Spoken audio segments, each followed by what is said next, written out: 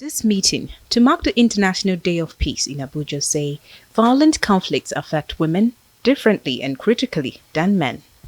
Either as victims or accessories, women and girls often do not bear the consequences of conflicts created and nurtured by men.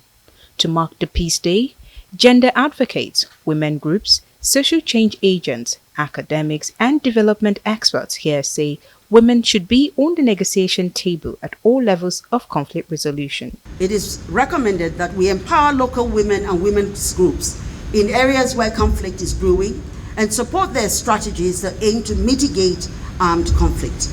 Most of the time, we respond after the fact, which is it's a syndrome that is very general in most African societies, in particular our own end, the West African end of the continent. We respond after the fact. We have this fire brigade approach until the thing gets to burning fire. We don't respond. I think that the time has come for the women of Nigeria and indeed the women of Africa to start calling for measures to preempt crises. Malaysia remains convinced that efforts in increasing women's participation in conflict and its long-term empowerment must be strengthened. The presence of women, the so-called blue helmets, the peacekeepers, could facilitate interaction with local women. Meanwhile, number of women in decision-making position will benefit the community, state as a whole. With conflicts in some African countries, including military coups, establishing a channel of reconciliation and mediation throughout the continent is now gaining more attention, and women are being favored to be at the front line of conversing for peaceful resolutions. Women don't constitute warlords.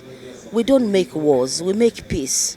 How can you lift 50% of your society behind, especially when you are talking about conflict resolution and reconciliation? The women have this, they're naturally endowed from the family level up until professional level.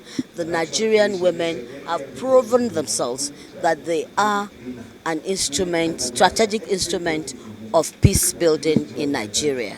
Beyond just speaking for Africa, I think that charity begins at home.